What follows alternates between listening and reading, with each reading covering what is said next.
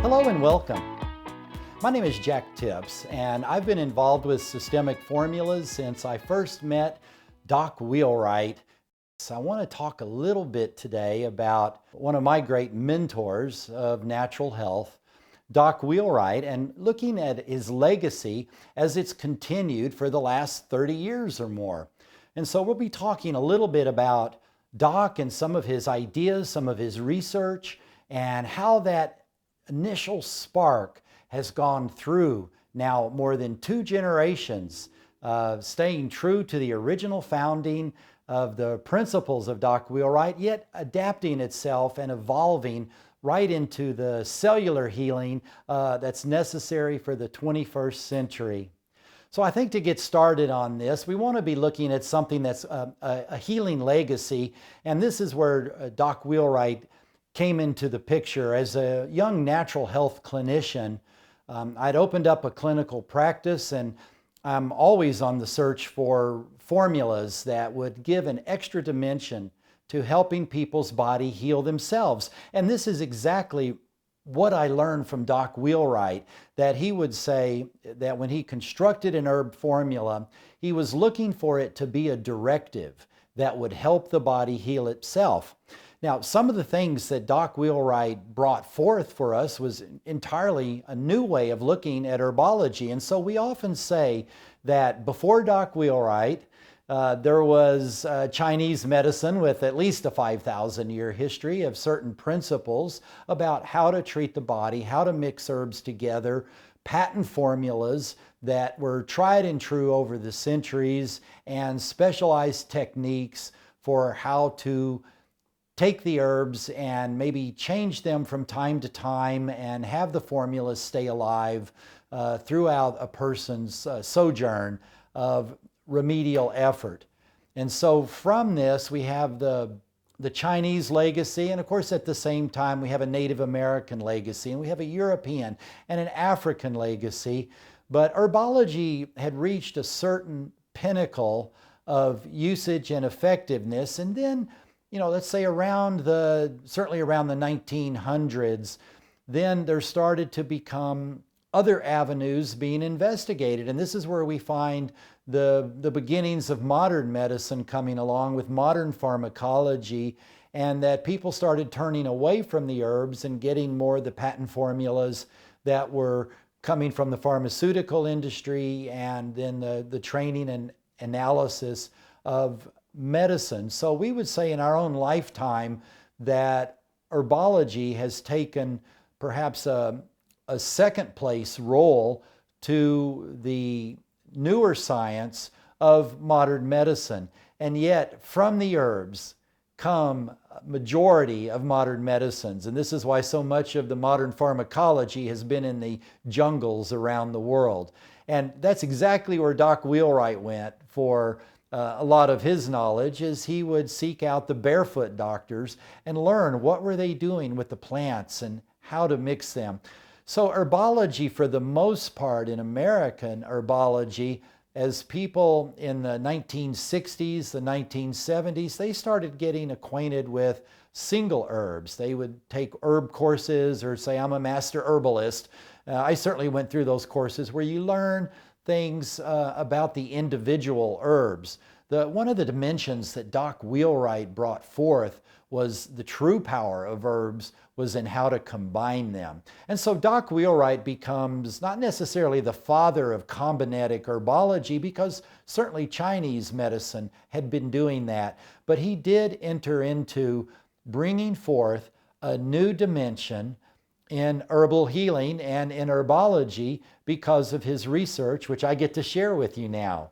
So the thing that interested Doc Wheelwright, I think, the very most, first of all, let's understand that he was very well versed in the single herbs and the traditional herbology of things like Back to Eden from Jethro Kloss, Culpepper's Herbal Encyclopedia, and that body of knowledge. And in Doc Wheelwright's early work, he worked with the Dominion Herbal College in Vancouver and had actually compiled one of their main textbooks on herbology, and it was called Master Herbology.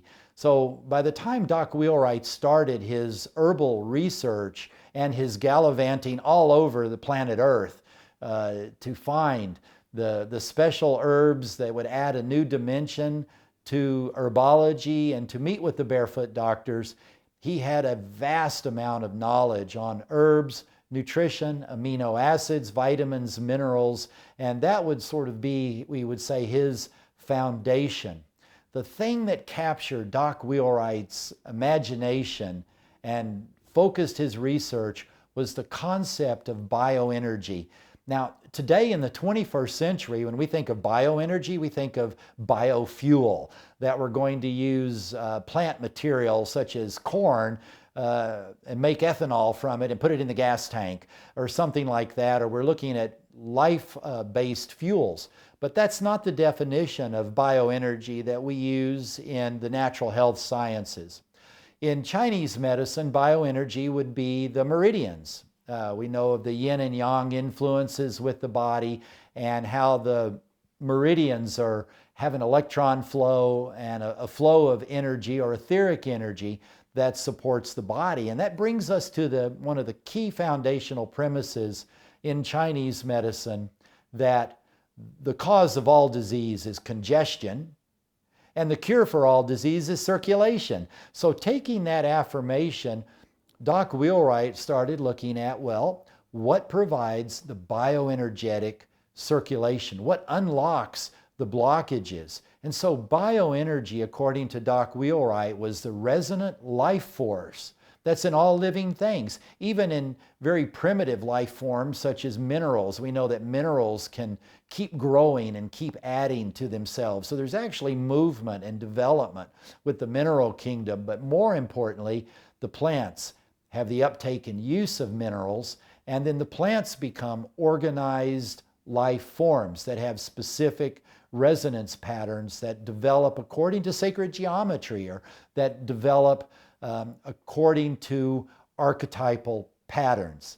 And so if we look at one of the early sciences that Doc Wheelwright had studied and translated some of the original documents from Dr. Samuel Hahnemann from the late 18th century, he had looked at and already come to grips with the concept that there's a system of medicine and healing called homeopathy, and that is treating like with likes, that the plants have like suffering, and therefore a plant could be used to make in its essence available, and that if that matched up with a person's ailments, then the homeopathic physician would know to apply that particular remedy. Doc also had looked quite a bit in his scientific studies, because Doc held the Edison Award. He had done work with spider venoms, helping to have antidotes, that he was an explosives chemist in World War II. He held patents for the camera. He worked for Eastman Kodak.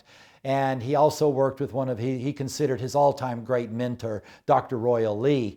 And so where Doc was coming from with this concept was that the plants have bioenergy, and he wanted to find ways of combining them and enhancing the bioenergy so that a plant or herbal vitamin mineral combinations could impart a specific resonance pattern to the body that the body's innate vitality could use to heal.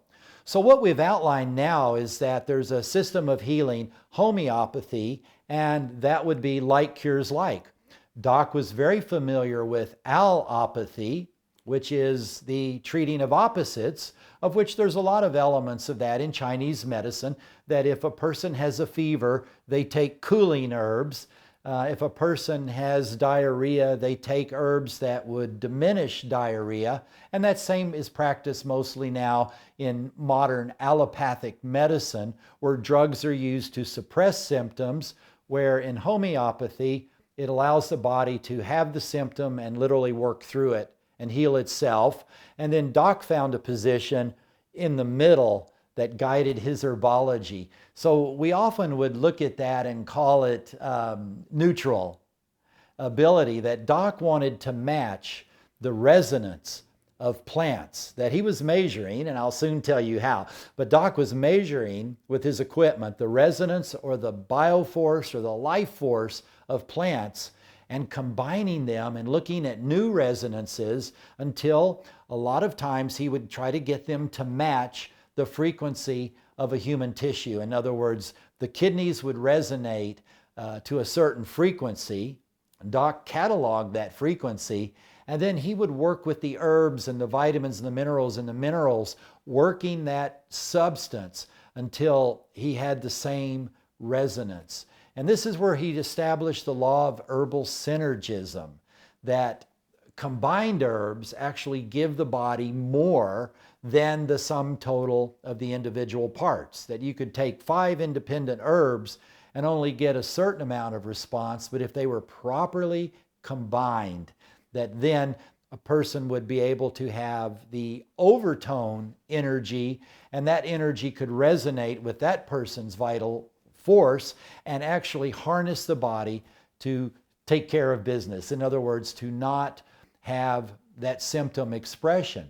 Now, some of these basic thoughts are going to go through the generations after Doc Wheelwright, right on into the present moment. And we'll talk in just a minute about how that happens. But by way of introduction, this is giving you a little bit of an idea about Doc Wheelwright's bioenergetic research and the fact that he was first and foremost a chemist and a biochemist and a researcher and a globe-trotting traveler and a seeker of knowledge. And within the framework of his life, he had an experience that caused him to fully embrace the earlier traditions of herbology and bring them forward toward the end of the 20th century, and then leave a legacy that has continued on with his son and his grandson and granddaughter,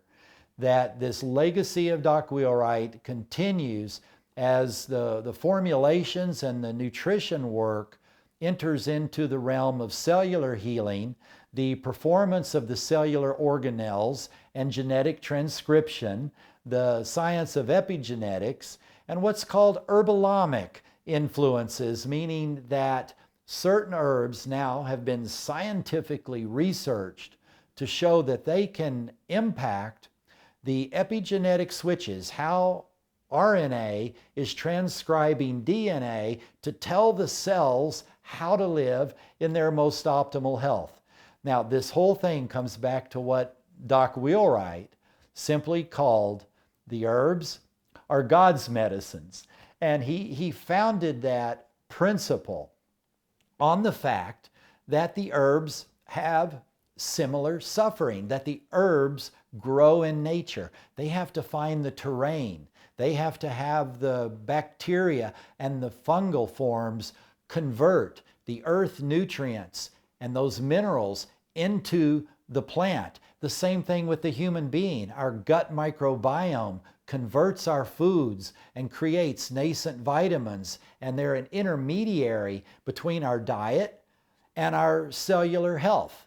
And so the same principle holds true. The similar suffering of herbs means that they're fighting in a competitive environment.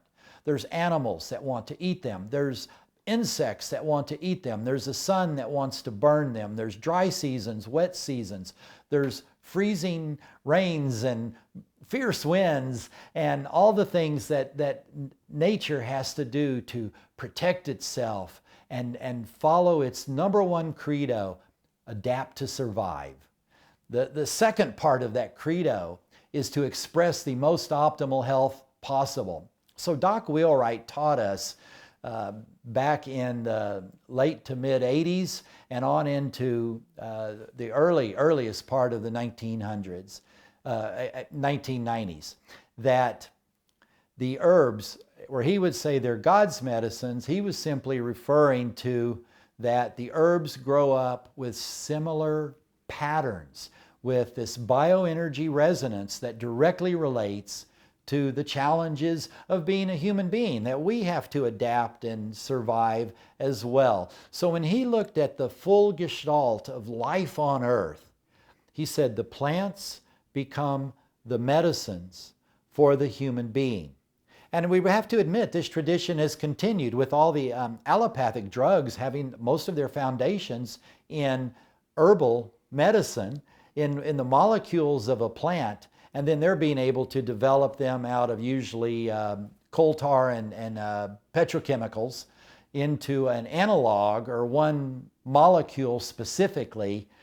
Doc always maintained, let's use the whole herb. That herb is grown with the buffers, with full characteristics. So this entered a lot into nutritional studies with, let's say, just vitamin C. That a synthetic vitamin C, ascorbic acid, did not have with it all the synergist of the bioflavonoids and even unknown properties that if you got it straight from a plant. So Doc held the plant kingdom to be the sacrosanct foods and medicines for a human being. One of Doc's great achievements and loves was he was one of the early forerunners of what's called today quantum physics or quantum mechanics, that he was early on realizing that sometimes even microdoses could epigenetically change the way the body experiences life and elicit the changes in the body so that it could better regulate itself. So from Doc Wheelwright, we get the Provita diet, where he spent 30 years researching the care and feeding of the human body. He gave us a number of quantum physics principles about bioenergy and its ability to impact the body for healing. Doc was an early forerunner of a lot of the principles that have been embodied in natural health over the last 30 to 50 years. Now, one time I talked with Doc and I wanted to know what were his great loves and his interests. And he said, well, number one, that he was just madly in love with the Brazilian herbs.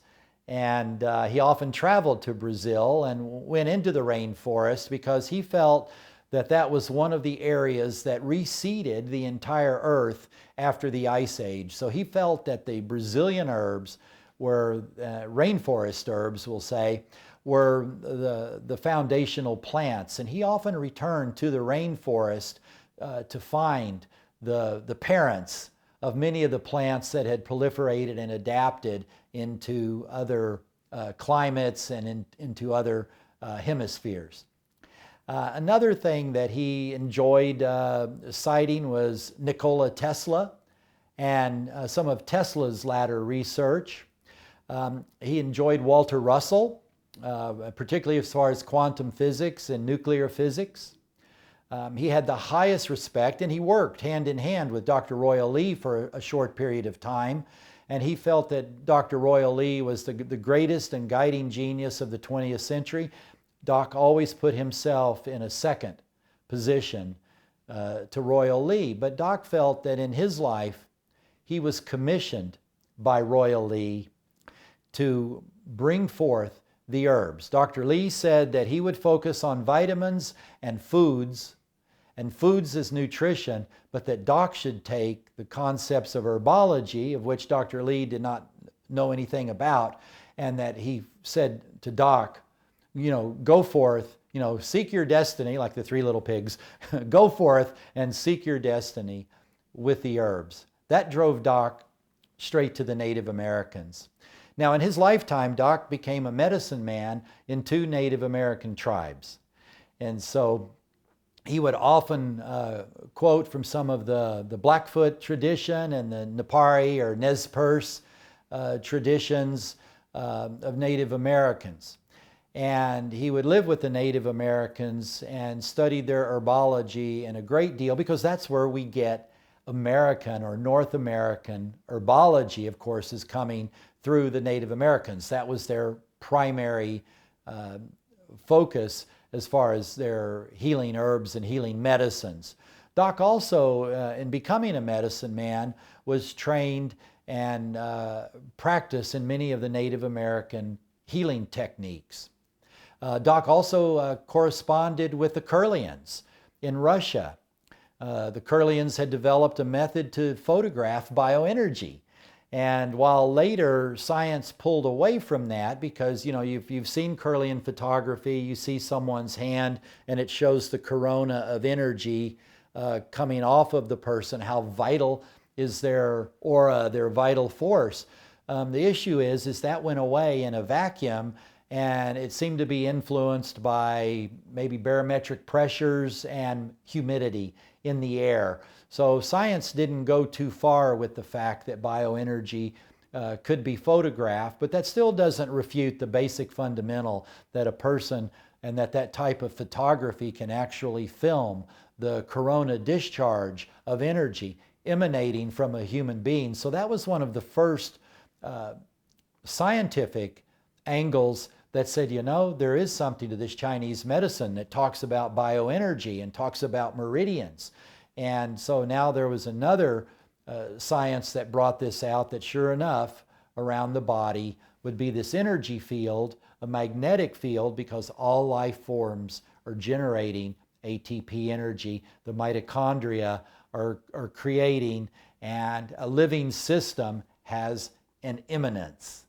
And it's even been speculated some of this bioenergetic force field around a human being actually has a measurable quantity that after a person dies, they weigh a fraction of an ounce less than when they're alive, and even without discharge of water, that something is gone, something intangible is gone.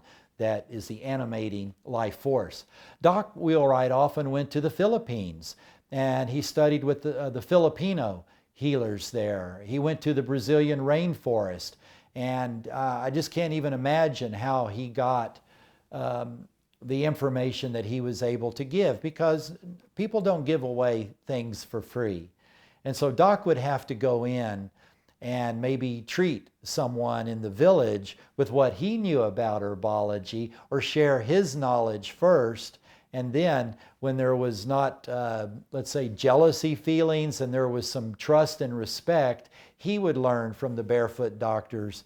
And he actually traveled the world over many times, specializing in answers for parasitic infections such as worms and even microscopic parasites. And he traveled the world for digestive insights and liver insights predominantly. So Doc was an accumulator of massive amounts of data and energy. And so it was in 1984 that I met Doc Wheelwright after 10 years of searching. I had found in my studies of herbology and natural healing and naturopathy that there was this guy out there, Alexander Stewart Wheelwright, aka Doc Wheelwright, that had developed some amazing formulas and was teaching natural healing techniques and methods, and a strange rare science of looking at the red lines in the whites of the eyes. Doc called this sclerology. He's the founder of sclerology. And that he had studied, he picked this up from the Native Americans. He found roots back into Chinese medicine, that the natural doctor would often look in the eye and the pattern of the red lines as being reflective of stresses in the body. Not to be confused with the iridology type work. Doc was looking at the reflex of the lines and their movement in the eyes. And so he developed this system and taught this often. Well, I was very interested in this, and I'd actually learned about it while working with another mentor whose name was Dr. Bernard Jensen. And out there at his Hidden Valley Health Ranch in Escondido, California, where I had odd job work in order to maintain my ability to earn my keep and learn from the great naturopath, Dr. Jensen. Doc was a man that literally could polarize a room. And here he is, he's humbly dressed. I called him, he wears lumberjack shirts. He'd wear a plaid shirt and some baggy Docker kind of pants, usually wrinkled. And he would walk into the room and everybody would know it. There was just a glow about the man. And I would say 98% of the room would just almost instantly fall in love with him. And 2%, they probably started to hate his guts and didn't even know why. That's polarization. But he had that charisma, but most of all, he was not this big, bustling ego of blather and loudness. He was humble, he was quiet. But when he looked at someone, he fully engaged them, and they knew in that moment that they had his full attention. And Doc would come and lecture, and he would see 32 people in a day sometimes. And then that evening lecture and lecture for hours.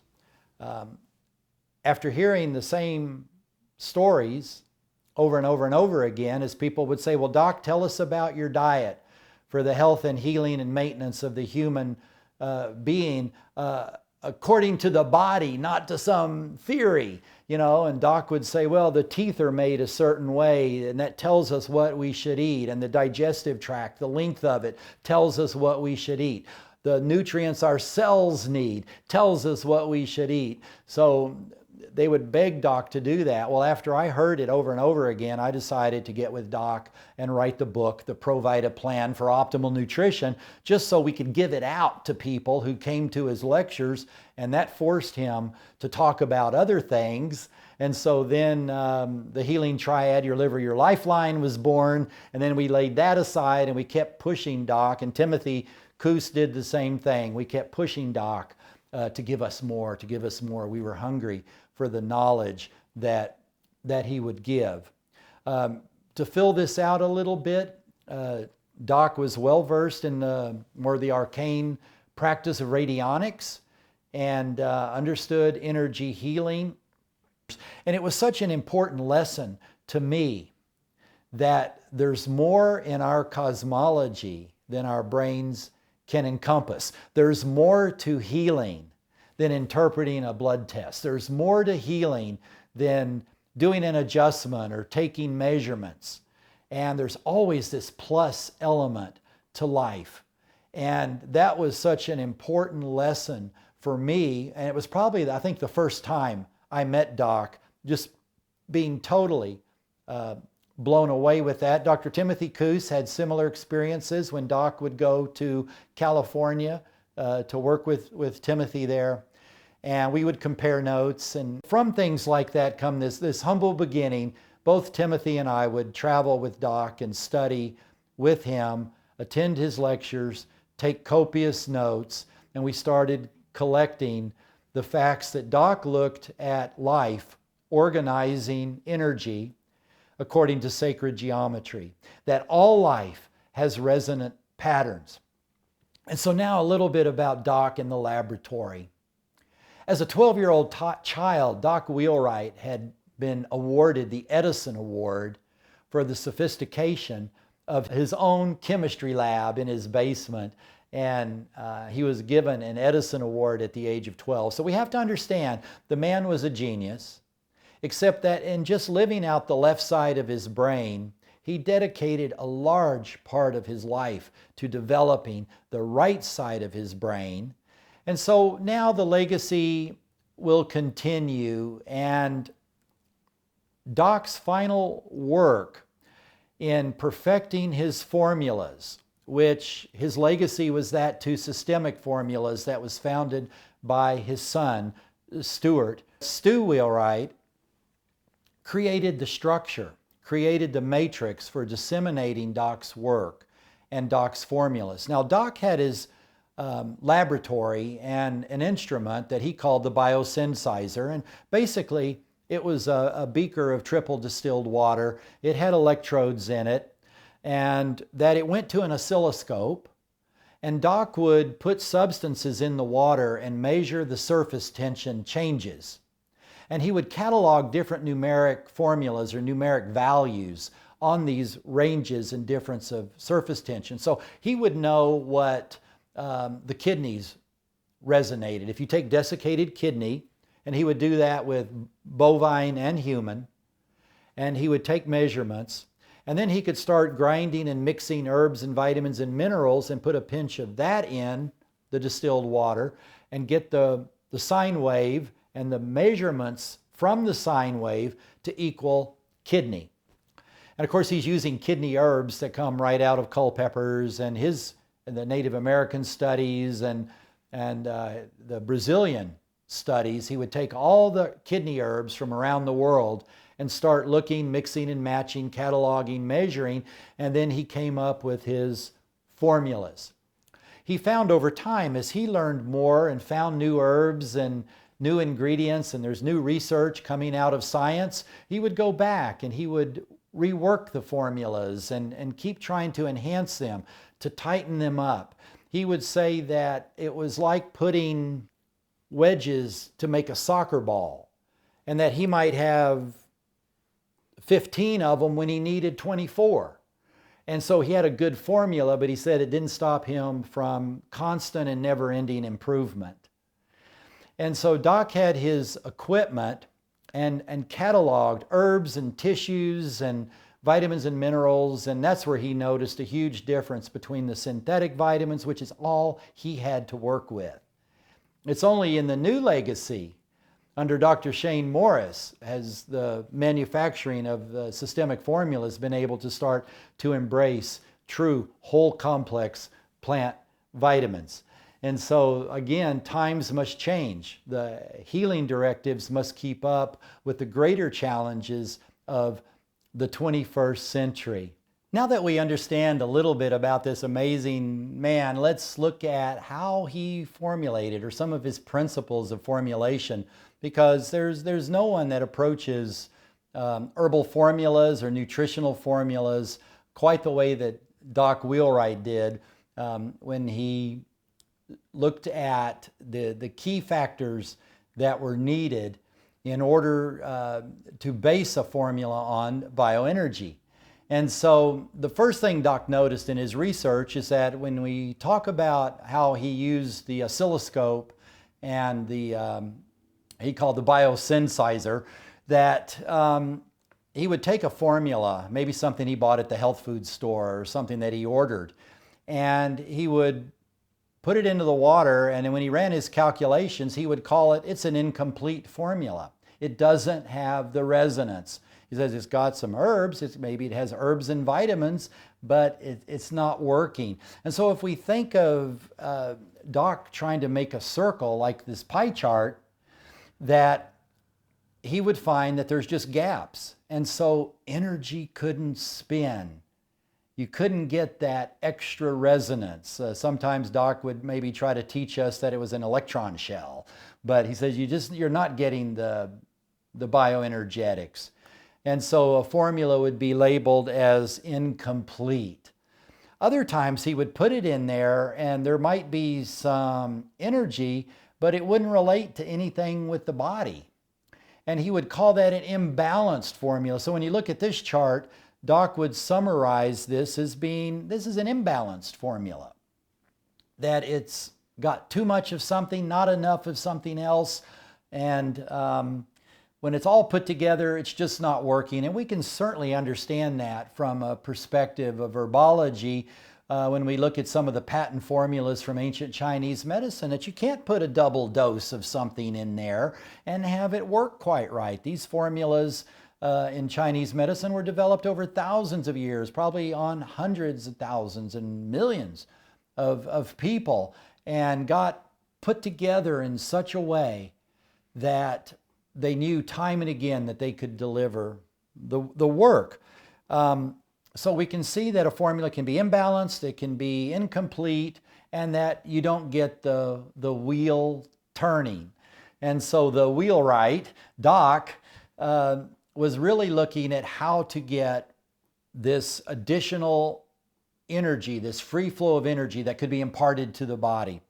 And so he got the resonance and would say that often the tissues of the body, while they're all different, in other words, a liver vibrates or resonates differently than the brain, but within the confines of the human life of that individual, it was like a symphony of many different instruments.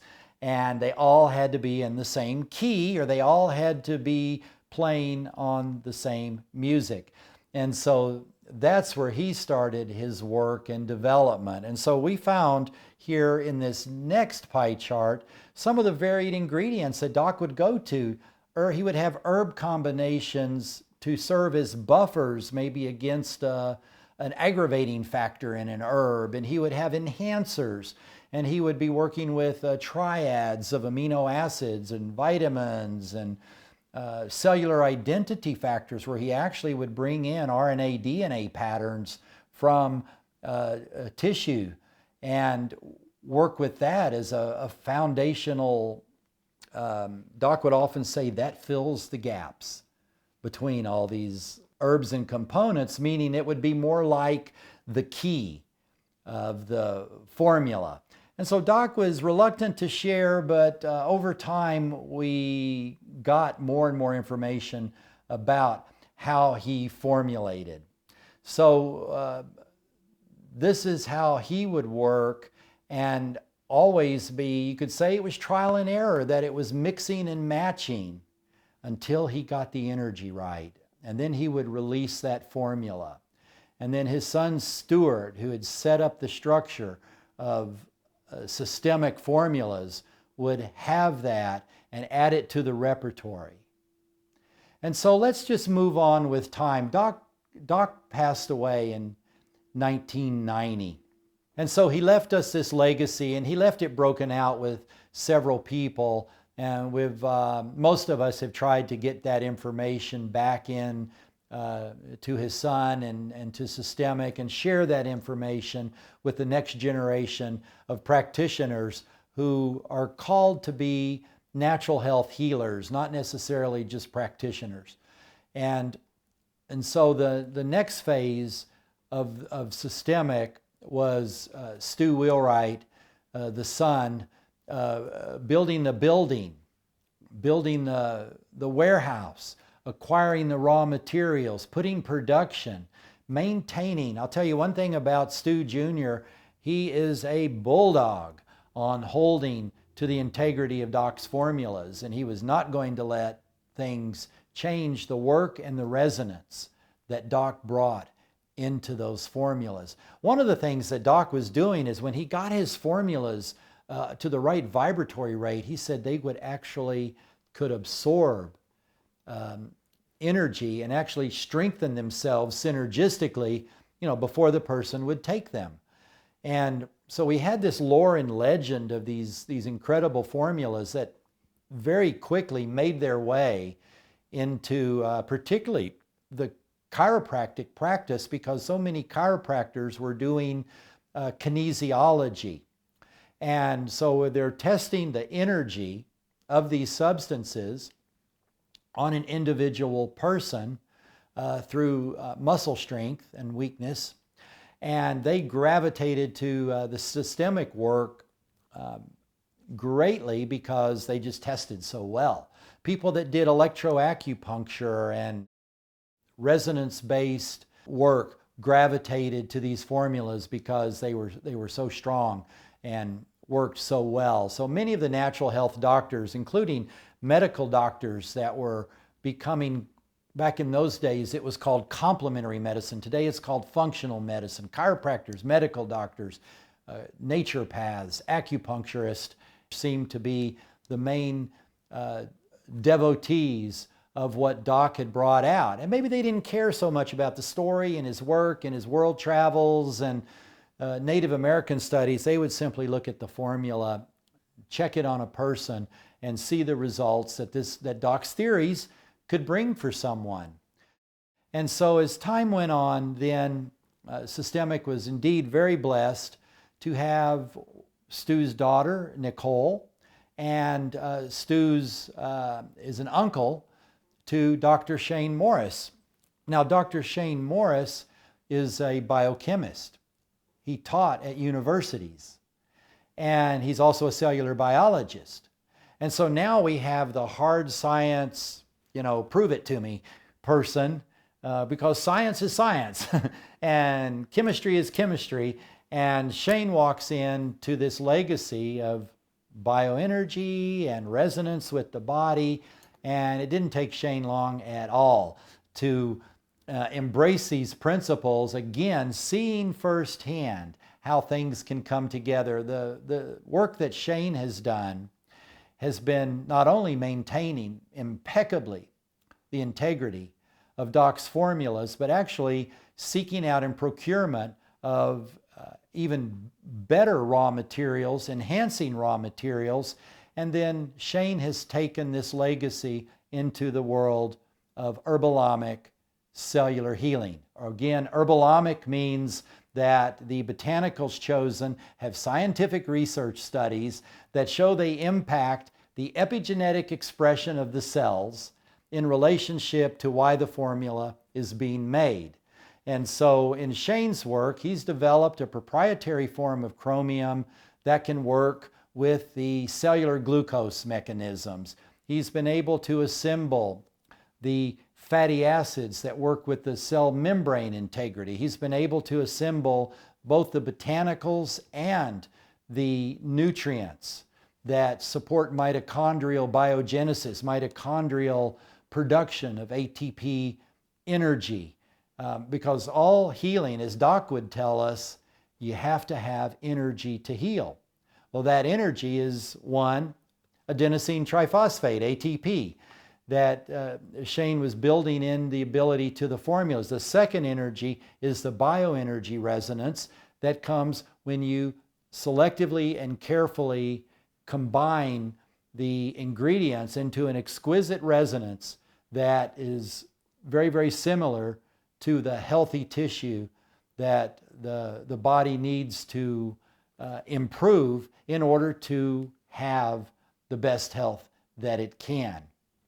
And so here's the legacy from Doc to the son, Stu Jr., to Stu's daughter, Nicole Sugihara, who works at the company in education and training, and Dr. Shane Morris, who's a sort of a general manager, chief formulator, and designer of his grandpa's legacy, taking those principles but bringing it in to the 21st century. In summary, Doc Wheelwright is a watershed moment in the 4,000 or 5,000 year timeline of recorded herbal tradition.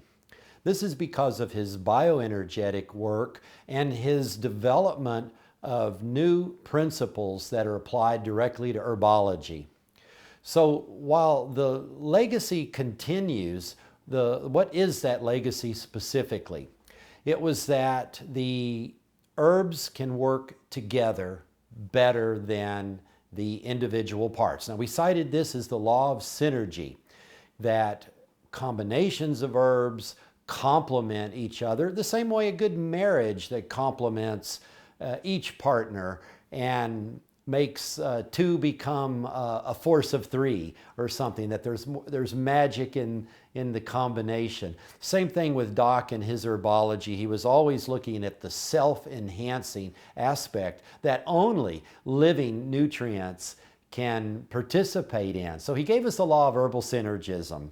He gave us another law, herbal ionization, and Doc was very much interested in the anabolic, catabolic, and even what's called polyionic or adaptogenic aspects of herbs. Obviously, if you're looking to build a system in the body using anabolic herbs, the builders of cellular metabolism, those would be the ones to gravitate and not accidentally mix catabolic herbs with anabolic and then have them kind of come to cross purposes. That was the brilliance that Doc was able to bring, and he actually set up the laws for herbalists to understand these features about the herbs. He tuned his formulas based on the numeric values and the resonance that he was able to catalog. He tuned these formulas to specific tissues or to specific systems of the body. And so this, he felt, would give an extra edge doing some of the work for the body, that there was actually a resonant presence about his formulations that would communicate that bioenergy to the body, enliven the body with a directive to seek its most optimal, natural, happy, healthy, innate function of the tissue and the cellular metabolic processes. We also discussed that Doc had this concept of neutral or neutrality in his work, that he was neither allopathic, trying to suppress any function of the body with plants, nor was he looking more at the homeopathic aspect of eliciting from the body a specific reaction. He brought him into the neutral position where he felt like he was delivering an energy frequency, delivering molecules for the body to use as it sees fit. Now, this meant that he used to say that he was bringing a greater margin of safety to the already massively safe history of herbology, but that he wanted practitioners to have the tools where they could follow and adhere very, very closely to the law of Hippocrates, as was passed down by that great naturopathic master to all humanity, which was, in the care and healing of the human body, do no harm. And so he gave us also the bioenergetic principles that were becoming popular back in the 20th century that have carried on even further now in the 21st century. Doc used to say, health comes with the adjustment of the person's vibratory rate. Herbs and living nutriments carry resonant frequencies that can be imparted to the body. That's why he would often say, you know, the herbs are God's medicines. Today, science tells us that regarding genetic transcription of cellular metabolic processes, that this deep cellular process can have a direct, be impacted by thoughts and by feelings and by energies.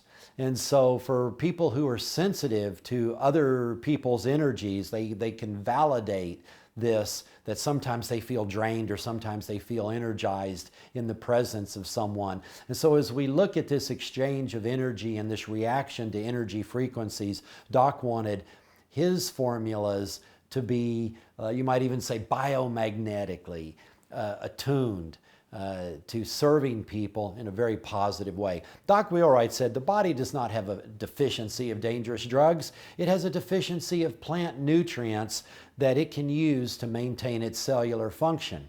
So today's science affirms that herbs are effective at the cellular metabolic level in all of our tissues. Now, this is the epigenetic and genetic level, and so herbs work deeply as allies in human health. Now, Dr. Shane Morris's work reveals the hand of his grandfather to assemble herbal nutritional combinetic formulas from both the bioenergetic perspective and the biochemical perspective.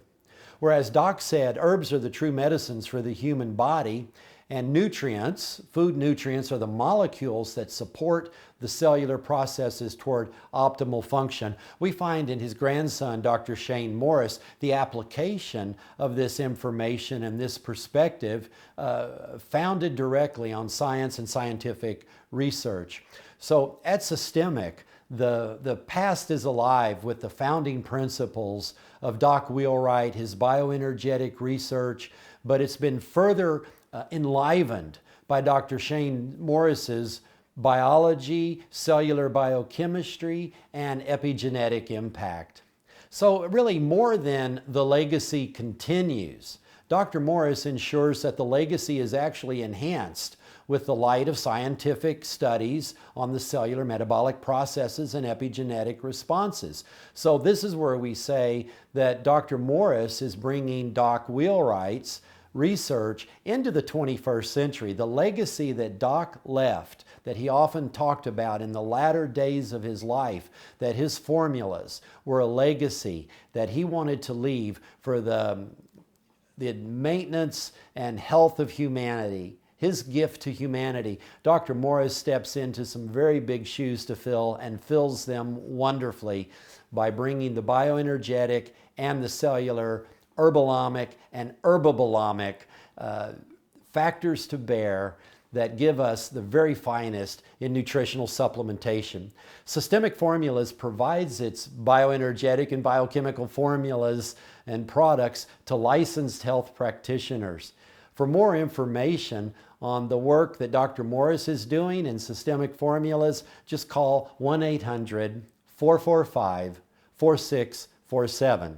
Thank you so much for this time to share with you the insights and inspiration of one of my great mentors, Doc Stuart Wheelwright, and how wonderful it is to be a clinical practitioner and get to watch the power of what herbal nutrition can do to support people in their most optimal health in the 21st century.